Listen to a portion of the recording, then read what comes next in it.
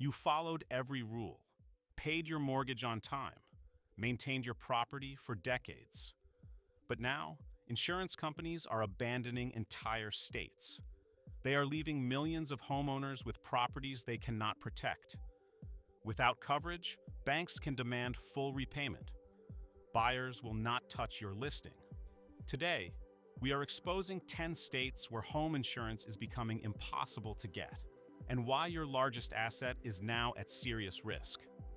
Coming in at number 10, we have South Carolina. South Carolina has been marketed as the affordable coastal paradise. Mild winters, beautiful beaches, a slower pace of life. Real estate agents paint a picture of palmetto trees swaying in gentle ocean breezes. They show you homes with wraparound porches and quote you prices that seem too good to be true compared to the Northeast. But beneath that charming facade, a crisis is unfolding that retirees and new homeowners never saw coming.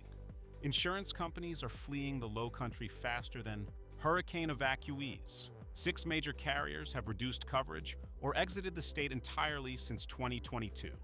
That is not a slow decline. That is an exodus. Homeowners in Charleston and Myrtle Beach are watching their premiums triple overnight. Some families report going from $2,000 a year to over $6,000 with a single renewal notice. And those are the lucky ones who can still find coverage at all. The state's insurer of last resort, the South Carolina Wind and Hail Underwriting Association, was never designed to be a primary carrier. It was meant to catch the few homeowners who fell through the cracks, maybe a few thousand policies at most. Now it is shouldering billions of dollars in risk. Billions that taxpayers may ultimately have to cover when the next major storm makes landfall. And make no mistake, that storm is coming. It is not a question of if, it is a question of when. Here is what no one tells you before you move. Standard homeowners insurance in South Carolina often excludes wind and hail damage in coastal areas. You need a separate policy for that. A separate policy that is becoming nearly impossible to obtain at any price. Insurers are not just raising rates. They are drawing lines on maps and saying no. Entire zip codes are being redlined, whole communities written off as uninsurable. Retirees who moved here for the mild winters are now trapped. They own properties they cannot insure, properties they cannot sell at any reasonable price. Try listing a home that has no coverage in a hurricane zone. See how many offers you get. Most buyers need mortgages. Most lenders require insurance. No insurance means no financing, means no sale. The Palmetto Promise is cracking under the weight of climate exposure. And no one warned you about it when you signed those closing documents. How many families will lose everything before anyone admits what is really happening here? At number 9, Colorado. The mountain paradise is burning, and insurers have taken notice. Colorado was supposed to be safe from the coastal storms that plague Florida and Louisiana. No hurricanes here, just pristine mountain air and stunning views. That was the pitch anyway. After the Marshall Fire destroyed over 1,000 homes in late 2021, carriers began mass non-renewals across the Front Range. Boulder County residents report premium hikes of 40% or more. But here is the catch that makes it even worse. Their coverage is actually shrinking at the same time. Think about that for a moment. You are paying 40% more, and you are getting less protection, higher deductibles, lower coverage limits, more exclusions buried in the fine print. That is not insurance. That is a slow extraction of wealth from homeowners who have nowhere else to turn. You cannot just decide not to have insurance. Your lender will not allow it, so you pay whatever they ask, and you hope nothing happens. The wildfire risk zone has expanded dramatically. It now covers suburban neighborhoods that did not exist on hazard maps 5 years ago. Families who bought homes in what they thought were safe communities are discovering their properties sit in what insurers now call unacceptable risk zones. Those are their words. Unacceptable risk. Imagine receiving a letter telling you your home of 15 years is now considered unacceptable. Imagine explaining that to your family. Colorado is not just facing a fire problem. It is facing a coverage gap that threatens generational wealth. The median home price in the Denver metro area exceeds $550,000. Imagine investing that much into a property, only to discover no private company will underwrite your risk. You are underwater before the fire even starts. Families who poured their retirement savings into Colorado real estate are learning a brutal lesson.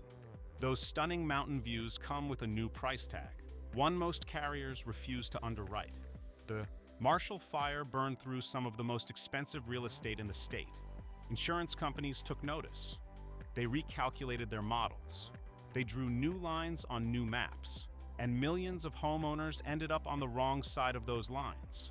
When the next fire season arrives, thousands will be holding policies with so many exclusions, they might as well be worthless. The view from the window might be beautiful, but the view of your finances will be devastating. Number 8 brings us to Texas. Everything is bigger in Texas, including insurance cancellations. Hailstorms, hurricanes, and tornadoes have turned the Lone Star State into a claims nightmare for insurers, and they are responding by abandoning policyholders in droves. Texas sees more severe weather events than almost any other state. Tornadoes tear through suburbs. Hailstones the size of baseballs destroy roofs by the thousands. And along the coast, hurricanes make regular appearances every single year. Insurers paid out $23 billion in weather-related losses in just 2 years. $23 billion. That is not a typo. That is more than the entire state budget of some smaller states.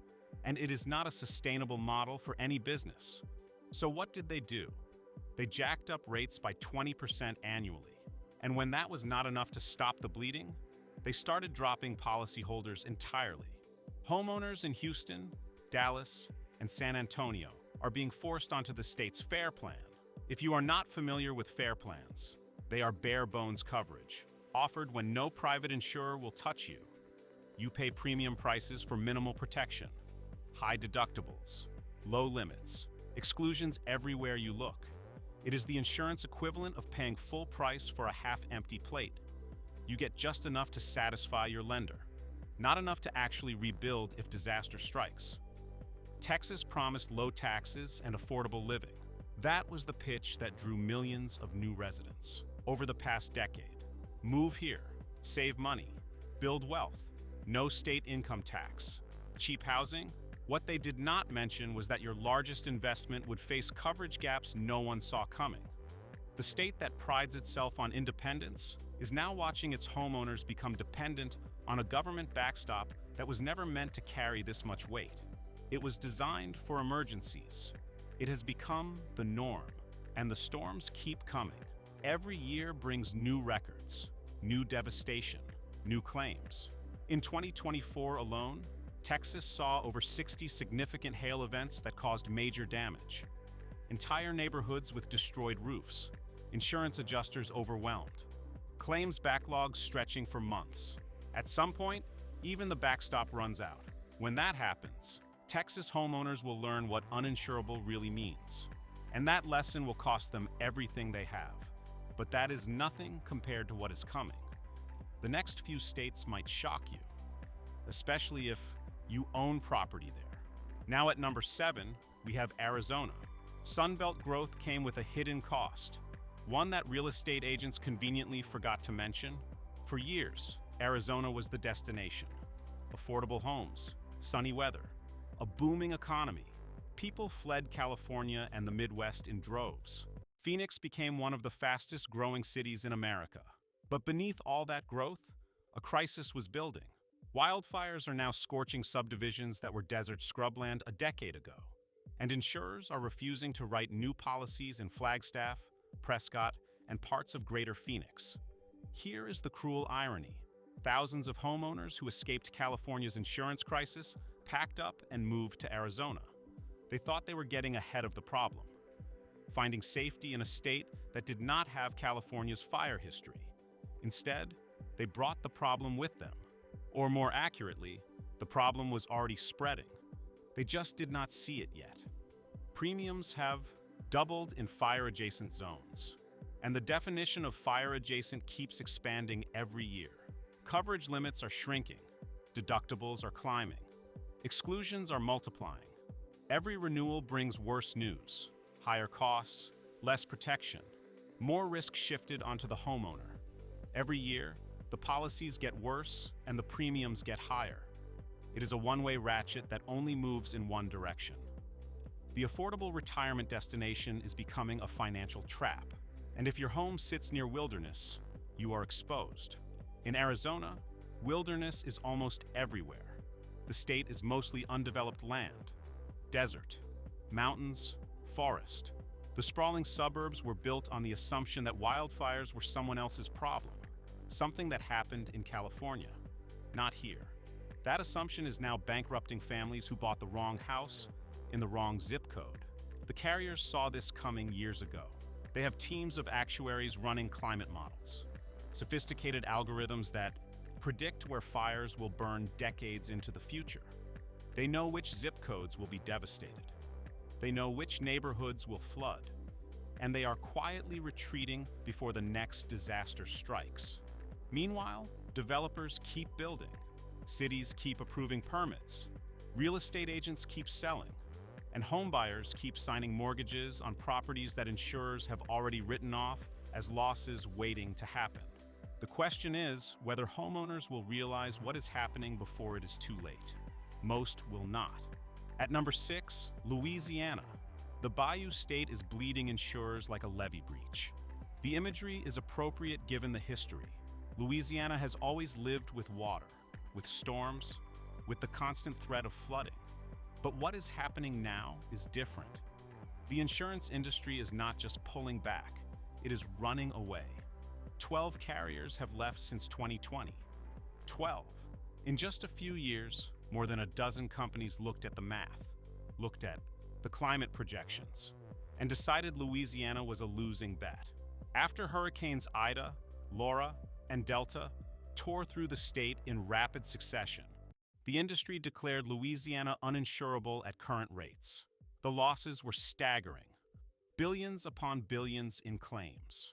New Orleans homeowners are seeing annual premiums of $8,000. That is not a typo. $8,000 per year, just for homeowners insurance. And that is if coverage is available at all. Many families cannot find any carrier willing to write a policy at any price. The state-backed insurer of last resort, Citizens, is now the largest carrier by default, not because it wanted to be, because everyone else left. It holds $14 billion in exposure. $14 billion. That money does not exist in some vault somewhere. It is a promise backed by the hope that the next storm season will be mild. Hope is not a financial strategy. When the next major hurricane hits, and it will hit, that $14 billion bill will come due, and Louisiana taxpayers will be on the hook. Families who rebuilt after Katrina are watching their equity evaporate. They survived the storm. They survived the floods. They put their lives back together piece by piece, rebuilt homes, rebuilt businesses, rebuilt communities, and now their banks are demanding coverage that no private company will provide. Without insurance, lenders can accelerate mortgage payments. They can demand full repayment. Imagine surviving Katrina only to lose your home to paperwork 15 years later. The wetlands that once protected the coast have eroded by nearly 2,000 square miles since the 1930s. Every year, Louisiana loses another chunk of its natural storm buffer. The protection that once shielded New Orleans is disappearing into the Gulf, and every year, the risk grows higher.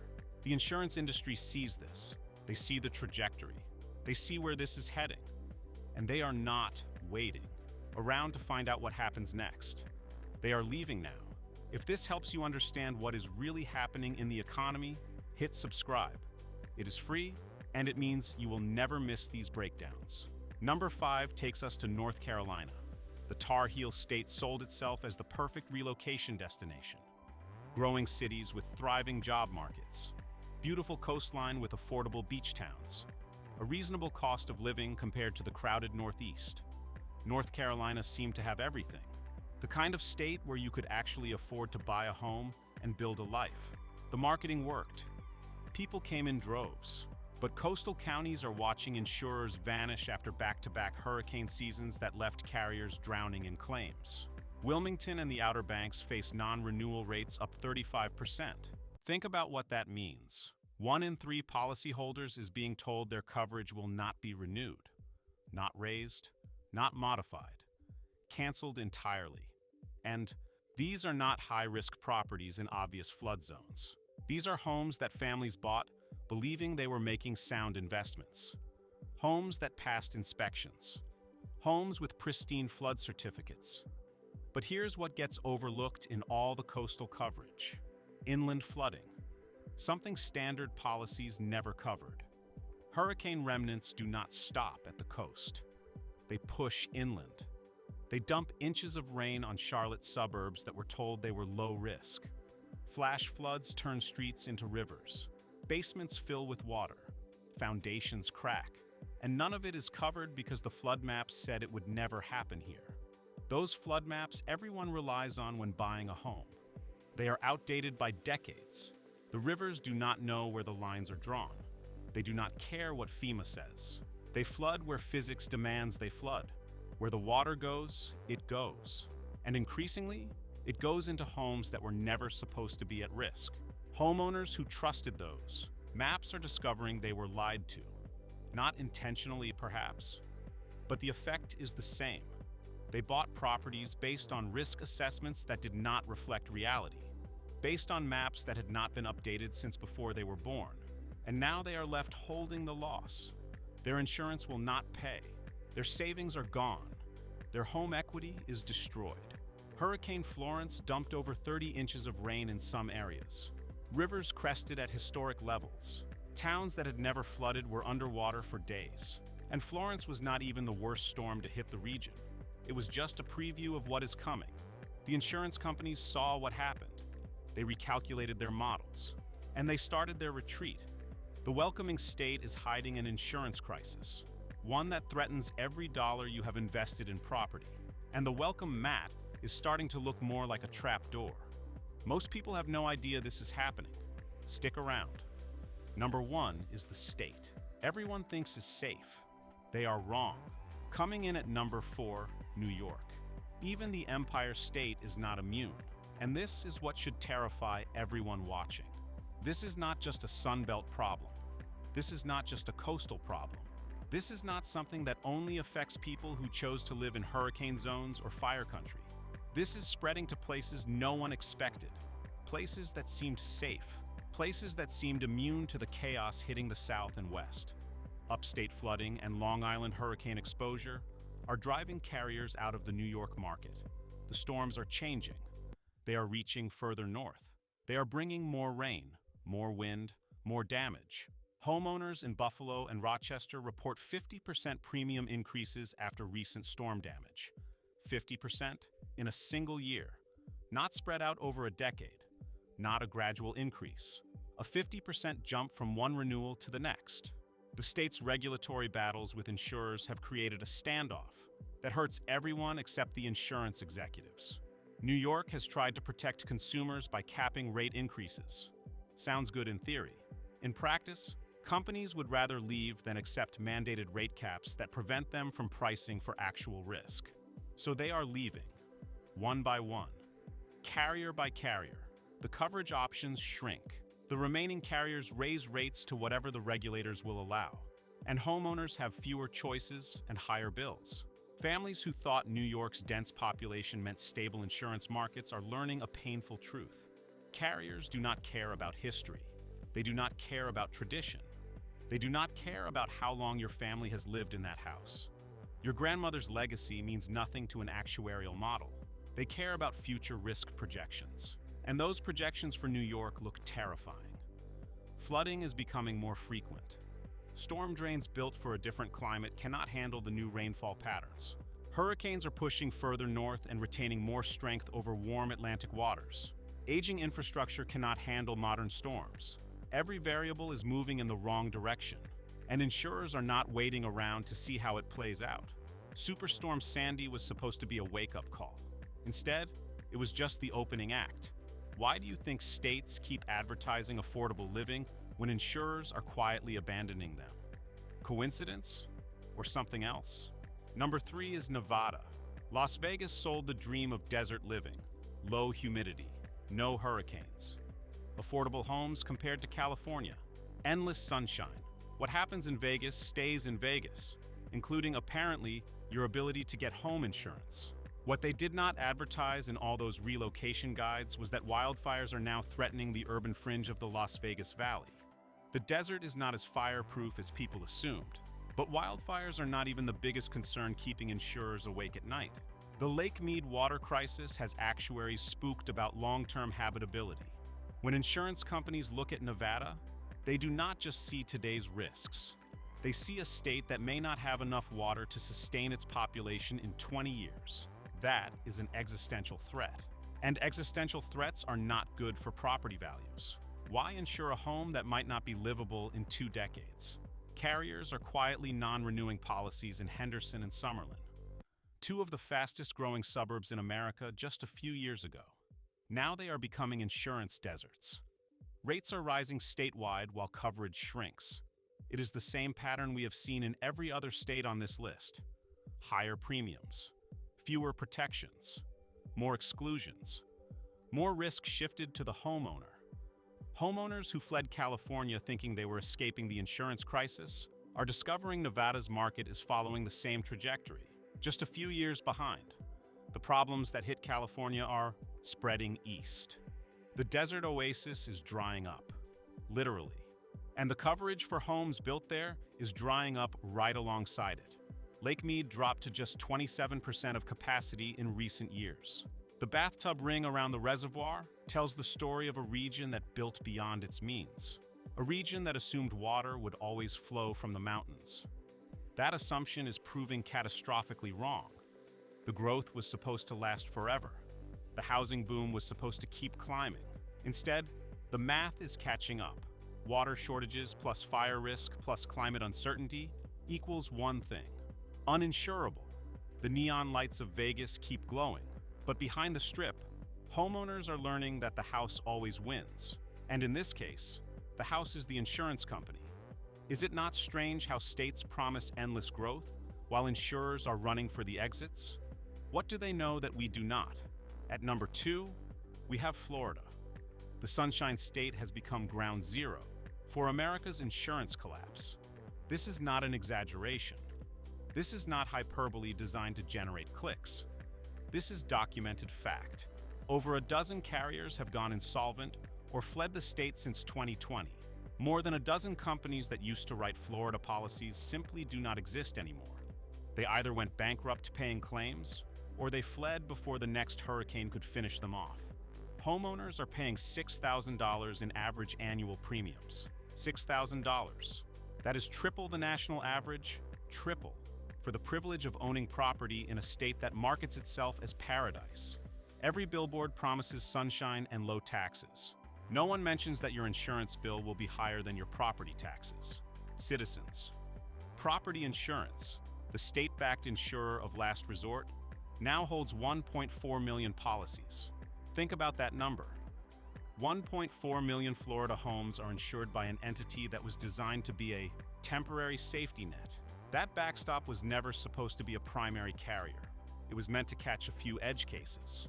Now it is the only option for millions of Floridians who cannot find coverage anywhere else. Retirees who move their life savings into Florida, real estate are watching their equity threatened by coverage they can no longer afford. The math does not work anymore. When your insurance costs $6,000 per year, when your property taxes are climbing, when hurricane seasons are getting longer and more destructive, the sunshine starts looking a lot less bright. The paradise starts looking a lot more like a trap. Florida saw 5 named storms make landfall in a single recent season. 5 storms in 1 year. Hurricane Ian alone caused over $100 billion in damage. One storm. $100 billion. The insurance industry looked at those numbers, ran them through their models, and made a decision. They decided Florida was too expensive to cover, too risky, too unpredictable. And so, they left. The paradise promised on every billboard is hiding an insurance apocalypse, one that could wipe out generational wealth. Condos are becoming unsellable because associations cannot afford coverage. Entire buildings sitting empty because no one can finance a purchase. Single-family homes sit on the market for months because buyers cannot get financing without insurance, and insurance is unavailable. The entire real estate market is being strangled by a crisis that politicians refuse to acknowledge. And the people who should be warning you about this? The real estate agents making commissions? The politicians collecting campaign donations from developers? They are still running ads about Florida's low cost of living. They are still selling the dream. And at number 1, the state that tops our list, California. The Golden State is now the uninsurable state. State Farm, Allstate, and farmers have all stopped writing new homeowners policies in California. 3 of the largest insurers in America looked at California and said no more. No more new customers. No more new risk. The door is closed.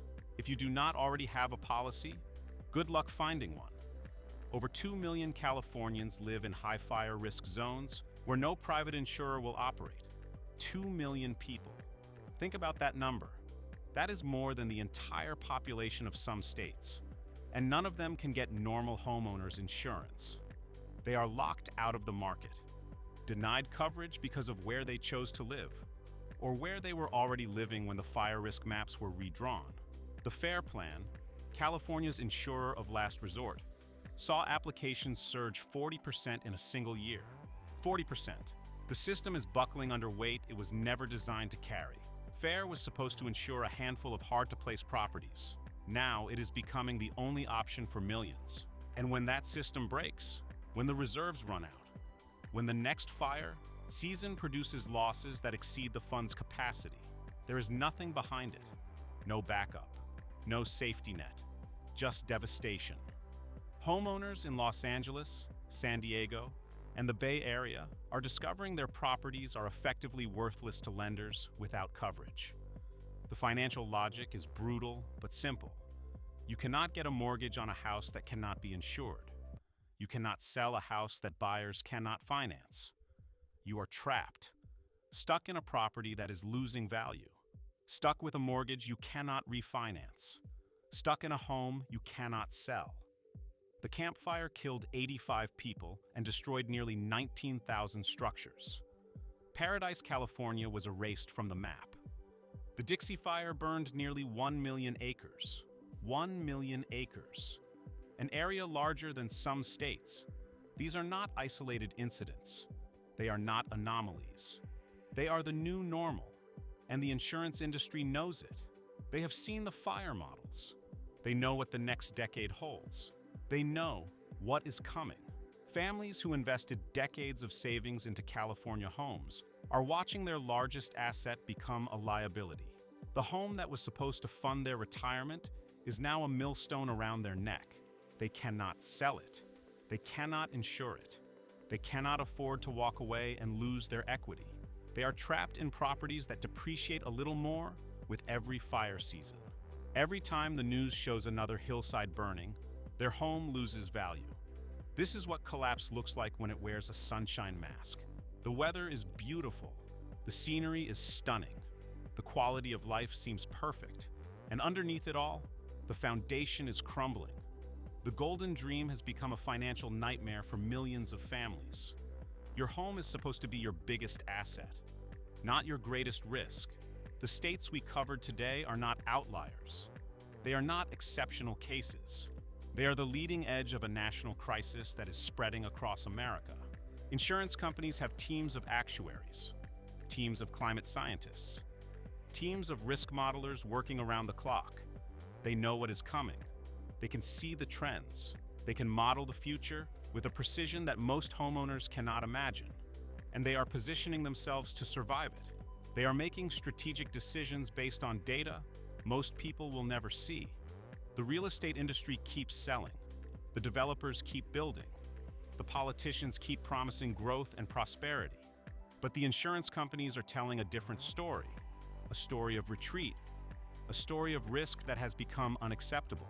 When the people whose entire business depends on calculating risk decide that your neighborhood is not worth the bet, that should tell you something. That should make you pay attention. The question is whether you are positioning yourself to survive it too. What state do you live in? Drop it in the comments below. Let me know if you have seen your premium spike or your coverage shrink. Your experience matters. Others need to hear it. If you found this valuable, subscribe now so you never get blindsided again.